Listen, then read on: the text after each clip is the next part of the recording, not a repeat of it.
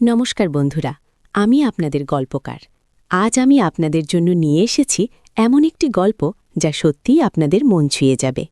এটি এক নাম প্রকাশে অনিচ্ছুক ফলোয়ার আমাকে পাঠিয়েছেন, যা আমাকে ভীষণভাবে আলোড়িত করেছে। আশা করি আপনাদেরও ভালো লাগবে। আর হ্যাঁ, আপনারা অনেকেই আমার ব্যক্তিগত ইমো নাম্বার জানতে চেয়েছেন। এই গল্পের কোনো এক ফাঁকে আমি আমার ব্যক্তিগত ইমো নাম্বারটি দেব, তাই নাম্বারটি পেতে হলে পুরো গল্পটি মনোযোগ দিয়ে শুনতে হবে। গল্পের শুরুটা ছিল একদম সাধারণ। কলকাতার এক অভিজাত পাড়ায় এক বিশাল অথচ নিস্তব্ধ বাড়িতে বাস করতেন সেন পরিবার। বাড়ির কর্তা মিস্টার অমর্ত্য সেন ছিলেন শহরের নামকরা শিল্পপতি। তার জীবনযাত্রা ছিল নিয়ম মাফিক, ছকে বাঁধা। কিন্তু তার জীবনে যে এক বিরাট শূন্যতা লুকিয়েছিল তা হয়তো তার নিজেরও জানা ছিল না। আর এই শূন্যতারই এক নীরব সাক্ষী ছিলেন তার স্ত্রী মিসেস অনন্যা সেন। অনন্যা বয়স ৩০-এর কোঠায়, রূপে লক্ষ্মী, গুণে সরস্বতী। তার শান্ত স্নিগ্ধ মুখোশী আর গভীর টানা টানা চোখ দুটোই এক অপার্থিব মায়া খেলা করত। কিন্তু সেই মায়ার আড়ালে ছিল এক চাপা দীর্ঘশ্বাস, এক অব্যক্ত বেদনা। অমর্ত্য তার ব্যবসায়িক জগতে ডুবে থাকতেন। অনন্যার প্রতি তার মনোযোগ ছিল নামমাত্র। তাদের দাম্পত্য জীবনে আবেগ বা ভালোবাসার চেয়েও বেশি ছিল এক ধরনের আনুষ্ঠানিকতা। এই নিস্তব্ধ নিষ্প্রাণ জীবনে হঠাৎ করেই এক নতুন স্রোতের আগমন ঘটে। অমর্ত্যের নতুন ড্রাইভার নিয়োগ করা হয়। তার নাম ছিল রঞ্জন। বয়স ২৫-এর কাছাকাছি, সুঠাম দেহ, বলিষ্ঠ চেহারা আর তীক্ষ্ণ দৃষ্টি। রঞ্জন এসেছিল গ্রামের দিক থেকে, জীবনের কঠিন বাস্তবতার সাথে লড়াই করে শহরে নিজের জায়গা করে নিতে।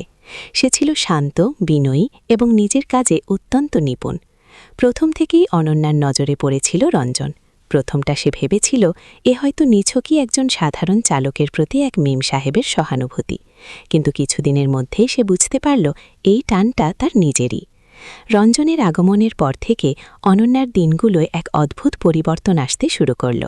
আগে যেখানে সময় কাটত একঘেয়েমিতে, এখন সে অধীর আগ্রহে অপেক্ষা করত রঞ্জনের জন্য।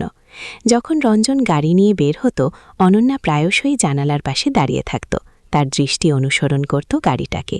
সে খেয়াল করত রঞ্জনের চলার ভঙ্গি, কথা বলার ধরন, এমনকি তার হাসির শব্দ। রঞ্জন যখন গাড়ি চালিয়ে আনত, অনন্যার হৃদস্পন্দন যেন দ্রুত হয়ে যেত। তার মনে হতো এই সাধারণ চালকের মধ্যে এমন কিছু আছে যা তাকে গভীরভাবে আকর্ষণ করছে। একদিন অমর্ত্য বাইরে ছিলেন। অনন্যা রঞ্জনকে বললেন, আজ আমার কিছু জিনিস কিনতে হবে, তুমি আমাকে সুপারমার্কেটে নিয়ে যাবে? রঞ্জন বিনয়ের সাথে মাথা নাড়ল। গাড়ি চলতে শুরু করলে অনন্যা রঞ্জনের দিকে আর চোখে তাকাল।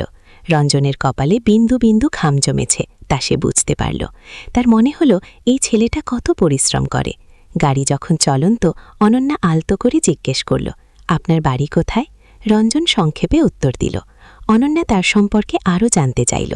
রঞ্জন তার গ্রামের কথা, তার পরিবারের কথা, তার জীবনের সংগ্রামের কথা বলতে লাগল। অনন্যা তন্ময় হয়ে শুনছিল। তার মনে হতো এই সাধারণ যুবকটির জীবনটাও যেন কতখানি রঙিন, কতখানি সংগ্রামের। তাদের মধ্যে কথা হতে লাগল। প্রথম প্রথম তা ছিল খুব সাধারণ, মেম সাহেব ও ড্রাইভারের মধ্যে যেটুকু কথা হওয়া স্বাভাবিক। কিন্তু ধীরে ধীরে সেই কথার পরিধি বাড়তে লাগল। রঞ্জন যখন গাড়ি চালাত, অনন্যা তার পাশে বসে থাকত। তারা প্রকৃতির শোভা নিয়ে কথা বলত, শহরের কোলাহল নিয়ে কথা বলত, এমনকি মাঝে মাঝে নিজেদের ব্যক্তিগত জীবনের কথাও বলত। অনন্যা বলত তার একাকিত্বের কথা, তার অপূর্ণতার কথা, আর রঞ্জন শুনত গভীর মনোযোগ দিয়ে। তার চোখের দিকে তাকিয়ে অনন্যার মনে হতো এই দৃষ্টিতে কোনো বিচার নেই, আছে কেবল সহানুভূতি আর বোঝাপড়া। একদিন গাড়ি যখন এক নির্জন রাস্তা দিয়ে যাচ্ছিল, তখন হঠাৎ করেই বৃষ্টি নামল, প্রবল বৃষ্টি। রঞ্জন গাড়ি থামাতে বাধ্য হল। গাড়ির ভেতরটা কেমন যেন স্যাঁতস্যাঁতে হয়ে উঠল।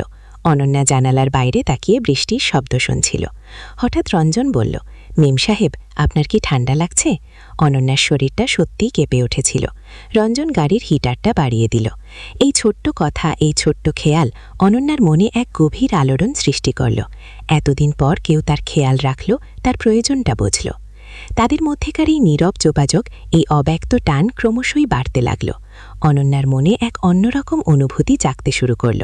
এই অনুভূতিটা কি তা সে নিজেও জানত না, কিন্তু এইটুকু বুঝত রঞ্জনের সান্নিধ্য তাকে এক অন্য জগতে নিয়ে যায়, এক এমন জগতে যেখানে তার একাকিত্ব, তার বেদনা যেন সব উধাও হয়ে যায়।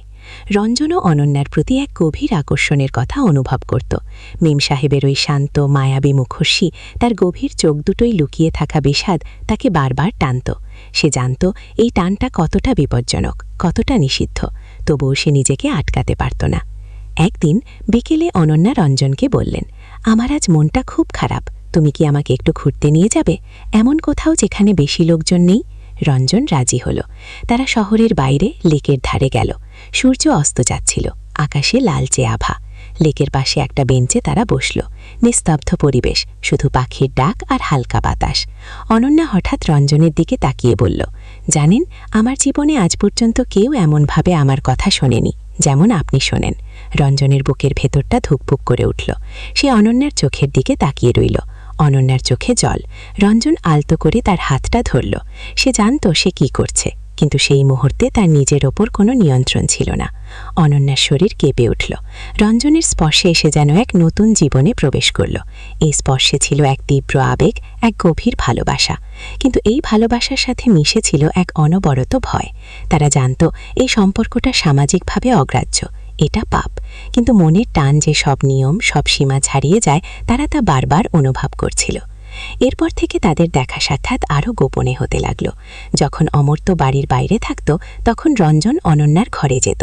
তাদের মধ্যে গভীর আলোচনা হতো, কিন্তু তার চেয়েও বেশি হতো একে অপরের সান্নিধ্য উপভোগ। রঞ্জনের আলিঙ্গনে অনন্যা খুঁজে পেত হারানো শান্তি, আর অনন্যার স্পর্শে রঞ্জন পেত জীবনের অর্থ। তাদের মধ্যেকার যৌন আকর্ষণ ছিল প্রবল, সেই টান, সেই কামনা যা শরীরের প্রতিটি কোষকে জাগিয়ে তুলত। তাদের শারীরিক মিলনের মুহূর্তগুলো ছিল তীব্র, আবেগঘন। রঞ্জনের বাহুবন্ধনে অনন্যা নিজেকে বিলীন করে দিত, আর অনন্যার উষ্ণতা রঞ্জনকে এক অপার্থিব আনন্দ দিত।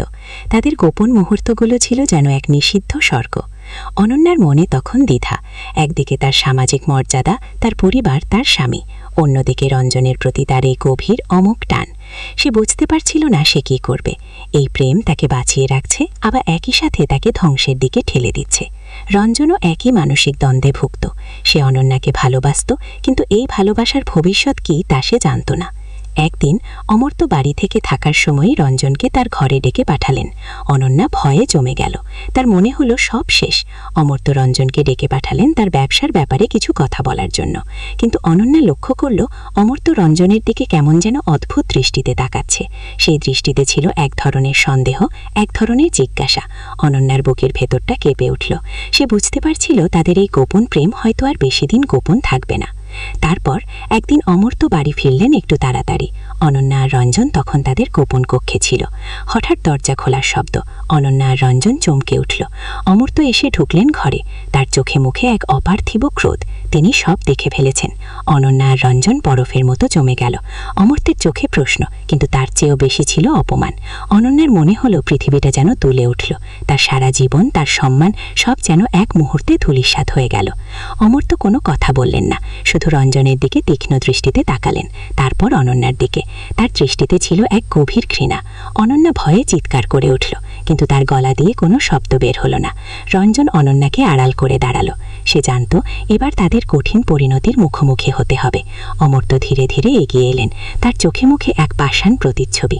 তিনি রঞ্জনের দিকে আঙুল তুলে বললেন, বেরিয়ে যাও আমার বাড়ি থেকে, এক্ষুনি। রঞ্জন অনন্যার দিকে একবার তাকালো। সেই চোখে ছিল এক গভীর আকুতি, এক না বলা ভালোবাসা। কিন্তু সে জানত এখন এখানে থাকা মানে পরিস্থিতি আরও খারাপ করা। রঞ্জন দৃঢ় পদক্ষেপে ঘর থেকে বেরিয়ে গেল। অনন্যা মাটিতে লুটিয়ে পড়ল। তার বুক ভাঙা কান্নার শব্দে বাড়িটা যেন কেঁপে উঠল। অমর্ত্য তখনও সেখানে দাঁড়িয়ে, তার মুখে এক হিম শীতল নিরাশক্তি। তিনি অনন্যার দিকে তাকিয়ে বললেন, আমার এই বাড়ি, আমার সম্মান সব শেষ করে দিলে তুমি। অনন্যা কেবল কাঁদছিল। সেই রাতে অনন্যা আর রঞ্জন একে অপরের থেকে বিচ্ছিন্ন হয়ে গেল।